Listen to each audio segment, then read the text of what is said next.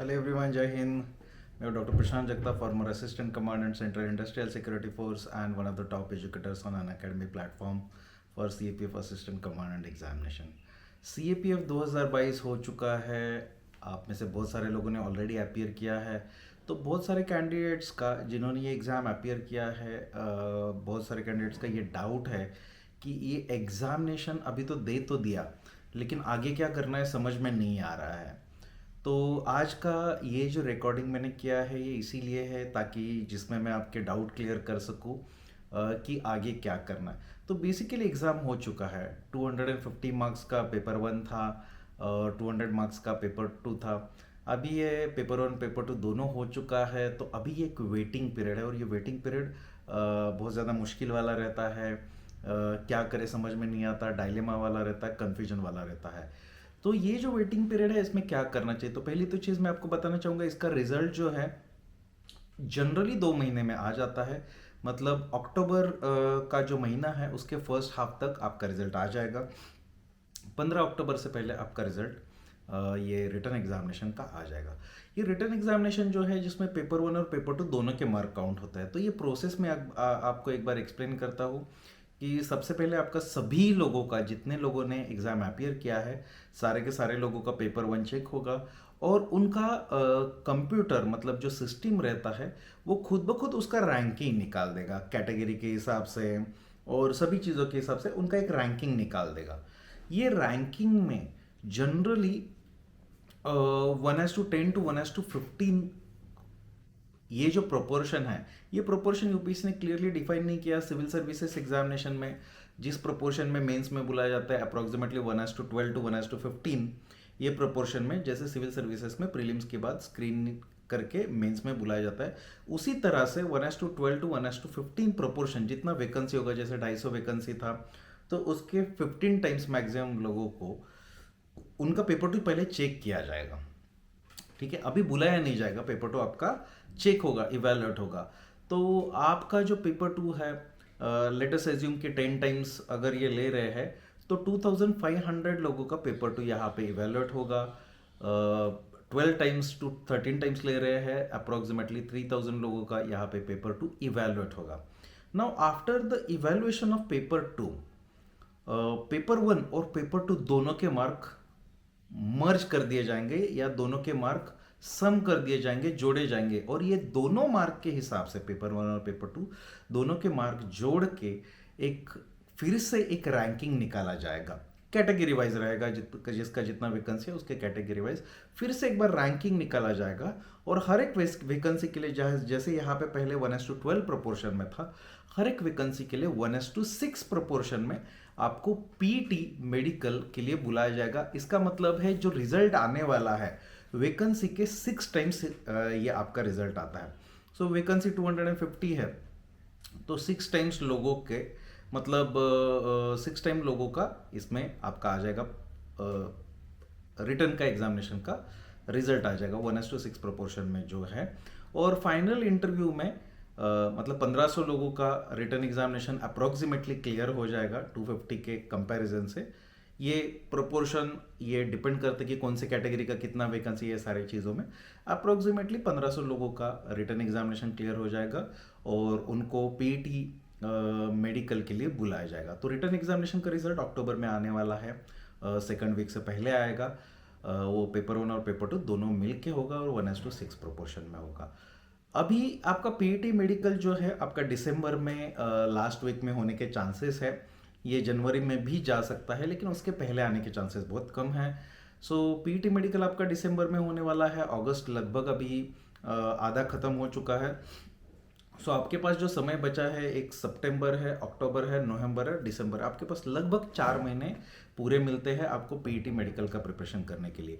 सो जैसे ही बहुत सारे लोगों ने कट ऑफ प्रेडिक्ट किया था, मैंने भी कट ऑफ प्रेडिक्ट किया था, तो वो कट ऑफ के हिसाब से अगर आप कंफर्टेबल हो या आप बॉर्डर लाइन पे हो, आपको लगता है कि एग्जाम क्रैक होने के चांसेस है, सो मेरा ये मानना है जिस किसी को, हर किसी को अगर आपके 100 से ऊपर मार्क्स आ रहे हैं, आपने पीईटी का तैयारी करना शुरू कर देना चाहिए। एनीवेज पीईटी मतलब फिजिकल एफिशिएंसी टेस्ट कोई बहुत मुश्किल टेस्ट नहीं है, लेकिन you need to understand 1:6 proportion में पीटी में बुलाने के बाद भी पीटी और मेडिकल में से आधे लोग छूट जाएंगे। मतलब 1500 लोगों को बुलाया है, 750 लोग प्रोसेस में से बाहर निकलने वाले, because they do not prepare.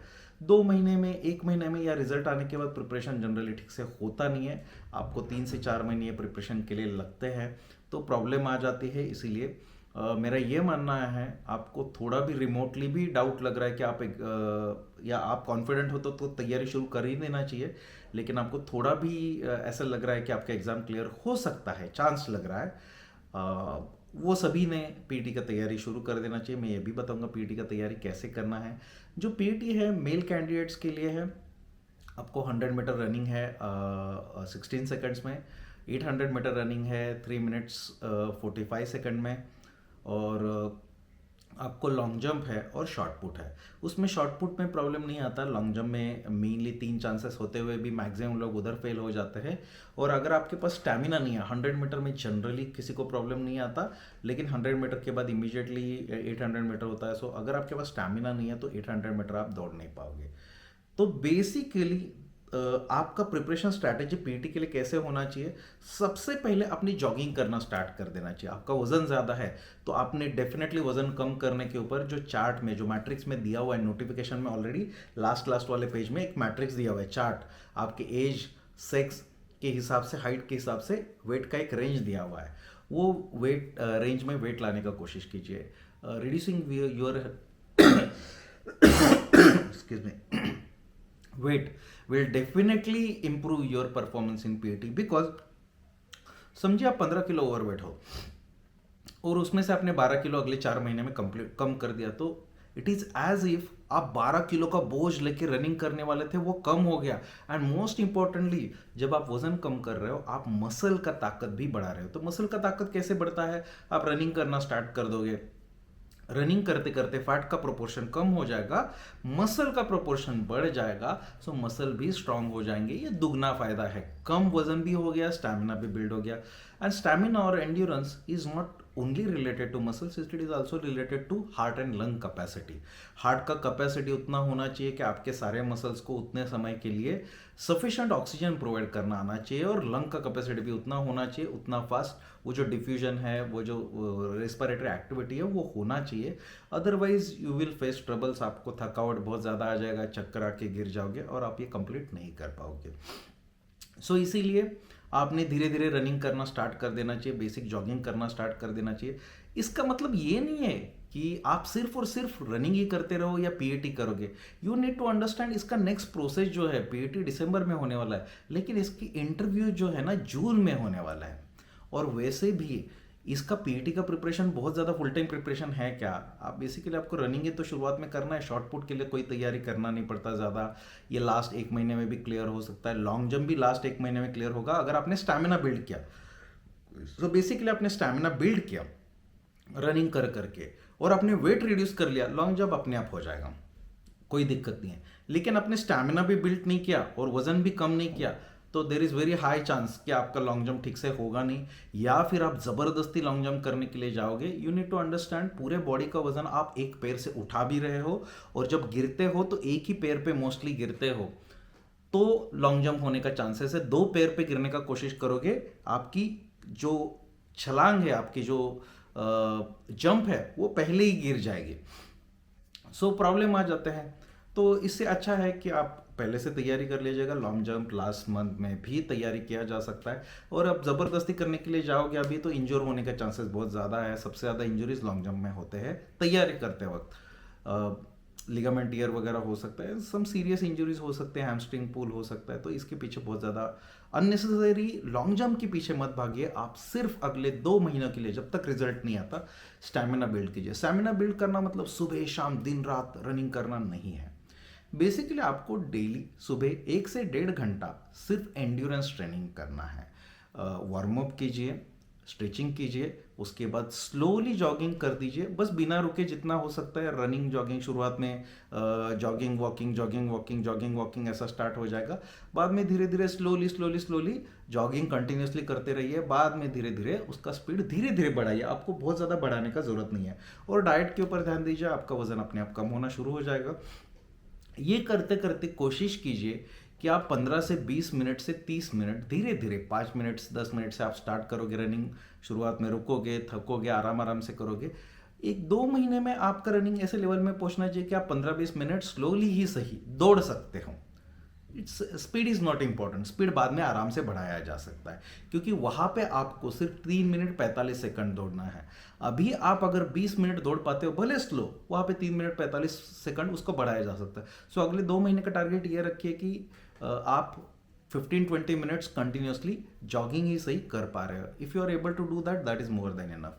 और जॉगिंग खत्म होने के बाद 15-20 मिनट, आधा घंटे का जॉगिंग खत्म होने के बाद आराम से स्ट्रेचिंग कर लीजिए, कूल डाउन कर लीजिए, इंजरी अवॉइड कर लीजिए।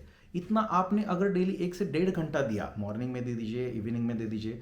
अगर आपके पास ग्राउंड नहीं है, जिम में जाके ट्रेडमिल में कर लीजिए, कोई मैटर नहीं करता, कहीं पे भी कर सकते हो। इतना आपने कर लिया तो एज फार एज CAPF का PAT के लिए इतना अभी at this moment of time is sufficient. इससे आपको ज़्यादा कुछ करने का ज़रूरत नहीं है। और जो बाकी बचा कुचा समय है उसमें भी तैयारी करते रहना है। जैसे मैंने बता दिया, इवन दो 1500 लोग एग्ज़ाम क्लियर करेंगे, उसमें से फाइनली जो सिलेक्ट होने वाले 250 ही होने वाले हैं। बाकी के 1250 लोग बाहर ही जाने वाले हैं ना। तो you need to understand, you have to keep preparing for the examination. तो आप ऐसा नहीं है हाँ मैं रिटर्न एग्जामिनेशन क्लियर कर लिया मतलब फाइनली क्लियर कर लिया। आपको एग्जाम का प्रिपरेशन फाइनल मेरिट लिस्ट में जब तक नाम नहीं आता तब तक कंटिन्यूअसली करते ही रहना है। सो अगले साल आपका अटेम्प्ट है या जो दूसरे एग्जामिनेशन आप प्रिपेयर कर रहे हो, बिल्कुल करते रहिए, फुल फ्लेज प्रिपरेशन करते रहिए जब तक फाइनल मेरिट लिस्ट में आपका नाम, रिकमेंडेड लिस्ट में नाम नहीं आता तब तक। सो बेसिकली 1 से 1.5 घंटा सिर्फ आपको PAT करना है, फिजिकल एग्जामिनेशन का तैयारी करना है। बाकी बचा हुआ समय आपके पास बहुत सारे अपॉर्चुनिटीज़ है। SSC CPO आ रहा है नवंबर में, उसका तैयारी कर लीजिए, या फिर आप स्टेट PCS कर रहे हो उसका तैयारी कर लीजिए, अगले साल का CAPF है उसका तैयारी कर लीजिए, CDS है उसका तैयारी, जो भी तैयारी एग्जामिनेशन प्रिपेयर कर रहे हो, सिविल सर्विसेज कर रहे हो, जो भी आपका प्रायोरिटी है, तैयारी बिल्कुल मत रोकिएगा। और PAT का तैयारी भी मत रोकिएगा। वर्स्ट केस में क्या हो जाएगा, एग्जामिनेशन क्लियर नहीं होगा ना, रिटर्न एग्जामिनेशन क्लियर नहीं होगा, आपके बॉर्डर लाइन मार्क्स से क्लियर नहीं होगा, उसमें नुकसान क्या है मुझे बताओ।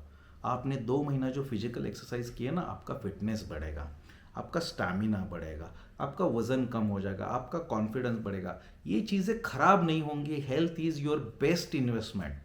अगर आपकी हेल्थ अच्छी है तो आपका पढ़ाई ज़्यादा अच्छा होगा, आप ज़्यादा देर फोकस कर पाओगे, ज़्यादा देर कॉन्सेंट्रेट कर पाओगे। जब आप एक्सरसाइज करते हो तो जो हमारे स्ट्रेस हार्मोन्स है, कॉर्टिसोल वगैरह, एड्रेनालिन, ये बर्न हो जाते हैं, जल्दी से जल्दी डिस्ट्रॉय हो जाते हैं। और जो गुड हार्मोन्स है, एंडोर्फिन्स है, डोपामाइन, ये ज़्यादा सीक्रेट होते हैं। They help you to focus better, they help you to concentrate better, they help you to destress. जो लोग स्ट्रेस को कम करने के लिए बाकी सारी चीज़ें वो आपकी ऑटोमेटिकली हो रही है, एक अच्छा आदत लग जाएगा। सो आपने आइडियली, मेरा ये मानना है, हर किसी ने थोड़ा बहुत फिजिकल एक्सरसाइजेस करना ही चाहिए।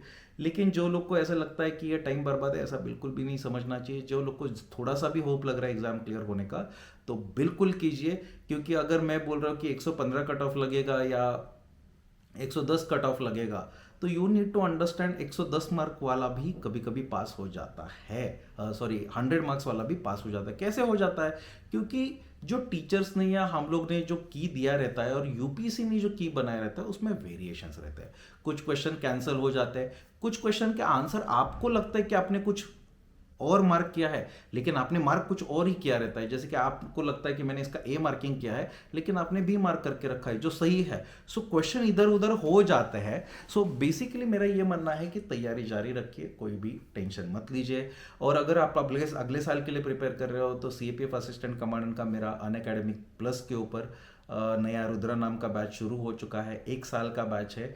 आराम आराम से हम लोग 0 से इसका प्रिपरेशन करेंगे, आपको इसका कोई टेंशन नहीं लेना। पेपर 2 हम लोग स्टार्ट कर चुके हैं और जनरल साइंस स्टार्ट कर चुके हैं। बाकी सारे सेशंस धीरे धीरे ऐड हो जाएंगे। बिना एग्जॉस्टिव हुए ये बैच शुरू हो रहा है। ये बैच का नाम है रुद्रा बैच अनअकैडमी CAPF, ये कैटेगरी में ये बैच 18 अगस्त से स्टार्ट हो चुका है। और इसमें मैं पेपर 2 पढ़ा रहा हूँ और जनरल साइंस पढ़ा रहा हूँ। जनरल साइंस में हम लोग 6 to 12 सारे NCERTs जो 11th 12th के बहुत सिलेक्टिवली चीज़ें करेंगे, लेकिन 6 to 10 करेंगे। जनरल साइंस का इंपॉर्टेंस सबसे ज़्यादा एग्जाम में। आप अभी 2022 का पेपर निकाल के देखिए, आपको पता चल जाएगा कि बहुत ही सिंपल, सबसे आसान अगर कोई चीज़ है तो जनरल साइंस है, अगर आपने ठीक से प्रिपेयर कर लिया तो।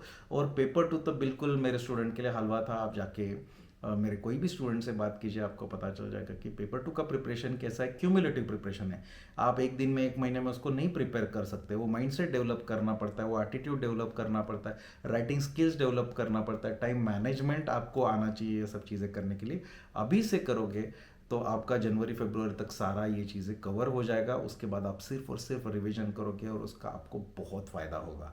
आप सीडीएस भी कर रहे हो अगले साल के लिए, तो अभी से सीएपीएफ का प्रिपरेशन कर लीजिए, और बाद में सीडीएस का मैथ्स और इंग्लिश ही आपका करने के लिए बचेगा, और कुछ बचेगा नहीं। So if you are interested, you can join my Unacademy Rudra course started from 18th of August 2022. Thank you very much. Jai Hind.